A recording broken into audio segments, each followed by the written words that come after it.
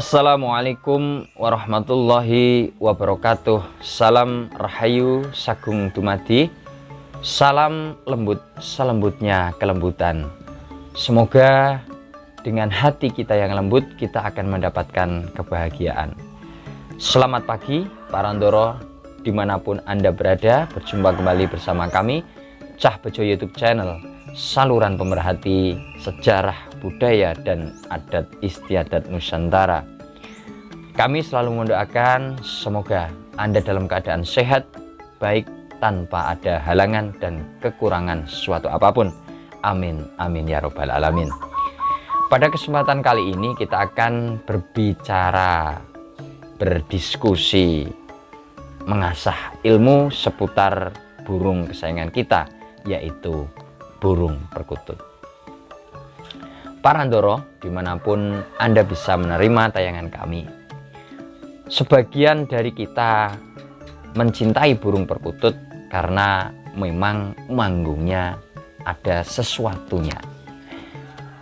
Sebagian di antara kita menggemari burung perkutut juga karena ada yang berkaitan dengan misalnya untuk faktor ekonomi, jual beli, entah itu untuk dipelihara dan dijual kembali dengan harga-harga tertentu.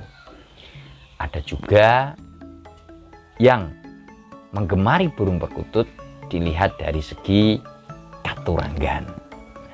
Ada juga yang mencintai burung perkutut itu tidak harus mengoleksi, tidak harus memelihara, tetapi cukup dengan mempelajari catatan-catatan falsafah apa yang mendasari pemeliharaan burung perkutut. Pada kesempatan kali ini kita akan membedah sedikit tentang nalar kita mengenai burung perkutut katuranggan dan kemungkinan. Sekali lagi kami katakan kemungkinan apa saja sih yang mendasari dari penyematan katuranggan pada burung perkutut. Para ndoro, sebenarnya akar masalah atau akar pemikiran dari penyebutan katuranggan itu kan simpel. Dari harfiah kata katuranggan. Katur artinya informasi, berita, atau catatan misalnya. Dan anggan, katur anggan. Anggannya itu berasal dari suku kata angga. Angga di sini berarti tubuh, badan, body. Sehingga katuranggan kalau dikemas secara sederhana sebenarnya hanya membahas tentang informasi yang berkaitan dengan tubuh pada burung perkutut. Kemudian secara luas dikaitkan dengan sesuatu yang memiliki ciri khusus pada bagian-bagian tertentu, tentunya pada burung perkutut tersebut. Di sini kita dapat menemukan titik pemikiran, yaitu mengenai katuranggan dan falsafah budaya pada burung perkutut yang dituliskan dalam catatan-catatan oleh para leluhur. Pertama, jelas dengan adanya catatan-catatan katuranggan tersebut ada upaya dari para orang-orang terdahulu untuk mengirimkan pesan-pesan moral, pesan-pesan sosial kehidupan kepada manusia banyak, kepada khalayak ramai tentang ilmu-ilmu apa yang harus ditekuni, harus dipelajari, bahkan values, nilai-nilai, tatanan kehidupan apa yang ingin disampaikan dari falsafah katuranggan pada burung perkutut. Misalnya saja tentang bagaimana orang berperilaku yang bijak, bagaimana orang yang berperilaku santun. Bijak dikaitkan dengan burung perkutut berkaturanggan Songgoratu, burung berkaturanggan Satrio Pinayungan. Itu jelas di sana digambarkan bagaimana manusia untuk berperilaku digambarkan melalui penyematan burung perkutut berkaturanggan Satrio Pinayungan atau Sangga Ratu. Di lain sisi misalnya, pembelajaran tentang bagaimana manusia hidup bersosial, rukun, saling memahami antar sesama, menghargai, tenggang rasa dalam kehidupan masyarakat itu digambarkan melalui katuranggan pada burung perkutut, yaitu pada daringan kebak atau ada juga yang dari kalung kemben dan kalung petuk. Dikatakan kalung petuk tidak terputus silaturahmi antar sesama warga di lingkungan masyarakat. Layaknya kalung kemben yang saling mengikat, saling membutuhkan satu sama lain di dalam kehidupan bermasyarakat. Tidak mungkin manusia akan hidup sendiri. Karena di dalam masyarakat kita saling membantu dan memerlukan. Itu telah jelas dijelaskan pada katuranggan burung perkutut. Jadi itu yang pertama, tujuan utama dari penyematan itu kita dilihat dari sisi pemikiran ingin menyampaikan values, nilai-nilai kehidupan kepada manusia banyak. Nah, karena para sesepuh pemikir, orang-orang yang lebih dulu memahami falsafah kehidupan itu ingin mencari media yang cocok agar dapat sampai kepada orang-orang ya melalui perkutut misalnya. Nah, itu tadi sisi katuranggan dilihat dari pemikirannya itu yang pertama untuk memberikan pesan kehidupan. Nah, lalu yang kedua adalah bertujuan untuk memberikan sesuatu yang tidak biasa. Karena sesuatu yang tidak biasa itu biasanya akan menjadi hal yang unik dan menarik sehingga ingin dimiliki atau diistimewakan. Namun keistimewaan yang ada di sini bukan bertujuan negatif seperti untuk hal-hal yang bersifat pamer, untuk bersifat dibangga-banggakan, apalagi sampai bersifat untuk pemujaan. Wah, ini sangat tidak diajarkan. Sekali lagi, pemujaan terhadap burung perkutut katuranggan dan burung apapun lah sangat tidak dianjurkan, bahkan haram hukumnya. Lalu sahabat, apakah salah mengkaitkan katuranggan pada burung perkutut dengan mitologi-mitologi atau mitos-mitos yang terjadi di lingkungan masyarakat sekitar? Jawabannya adalah mari kita tarik ke dalam sebuah pembelajaran. Memang tidak 100% betul dan tidak 100% salah apabila tentang katuranggan pada burung perkutut itu dikaitkan dengan mitos. Karena mitos itu hidup dan berkembang di tengah-tengah masyarakat sebagai hasil pemikiran-pemikiran juga yang terkadang sulit diterima naluri akal sehat, tapi memang ada dan itu terjadi di lingkungan masyarakat.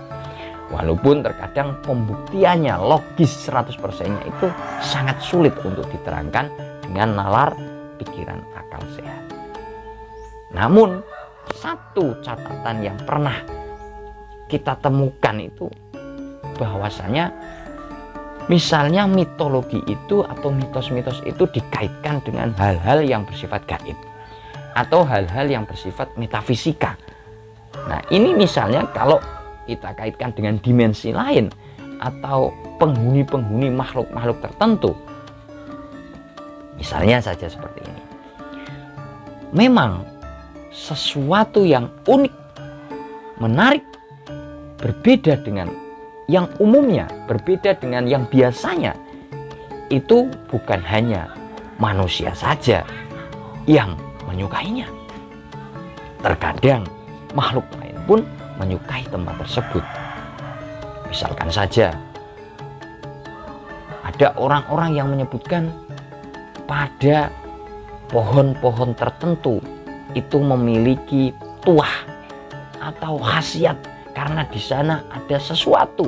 Nah, di sini memang ya banyak kan yang dikatakan bahwa pohon-pohon besar itu digemari oleh makhluk-makhluk halus.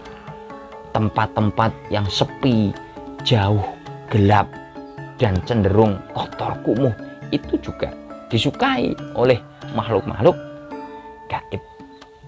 Jin itu juga menyukai tempat-tempat seperti itu. Lah maka tidak menutup kemungkinan, sekali lagi tidak menutup kemungkinan bahwa dari penjelasan atau dari analogi tadi, bahwa tempat-tempat yang tidak biasa, tidak umum dengan yang lainnya, itu juga menjadi media, tempat di situ nongkrong makhluk-makhluk tertentu. Kalau kita tarik ke dalam burung perkutut berkaturanggan, jelas kan, perkutut berkaturanggan memiliki keistimewaan. Pada burung itu ada sisi ciri yang berbeda dengan burung pada umumnya.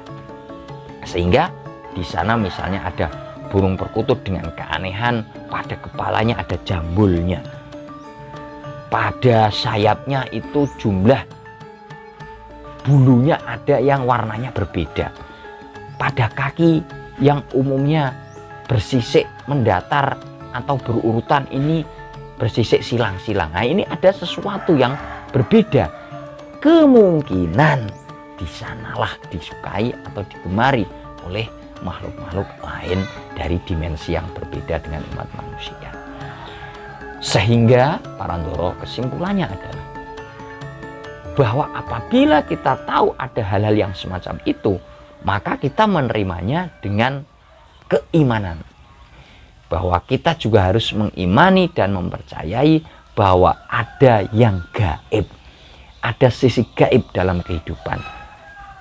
Bukan sendiri kita hidup di alam dunia ini, tapi ada dimensi yang lain.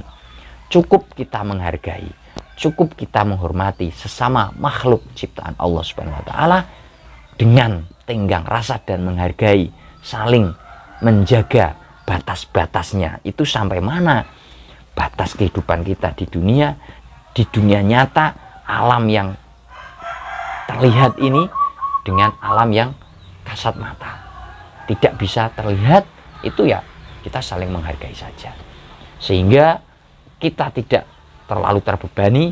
Dan apabila kita mempunyai burung perkutut berkaturanggan, kita bisa menetralisir. Apabila ada unsur-unsur lain yang akan masuk ke dalam burung katuranggan kita tidak, apa ya istilahnya, kita bisa menangkis lah, kita bisa menolak hal-hal pengaruh negatif dari makhluk-makhluk tersebut. Dan intinya kita menggemari burung perkutut hanya dari sisi kebudayaan dan sisi manggungnya saja, bukan dari sisi-sisi negatif gaib yang menjurus kepada syirik, musyrik, dan kesesatan. Parandoro, demikian diskusi kita pada kesempatan kali ini. Semoga ada manfaatnya. Mohon maaf apabila dalam penyampaian kami banyak kekurangan, banyak kesalahan, dan menyinggung pihak-pihak tertentu.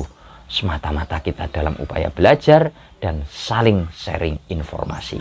Semoga pengalaman tentang burung perkutut semakin bisa kita tingkatkan, dan pesan dari para leluhur untuk tetap membumikan dan melestarikan budaya itu tetap abadi dari generasi sekarang, generasi selanjutnya, dan dari generasi ke generasi. Terima kasih. Cak Bejo pamit undur diri. Assalamualaikum warahmatullahi wabarakatuh. Salam rahayu sagung dumadi. Salam lembut selembutnya kelembutan. Alhamdulillah. Bismillah.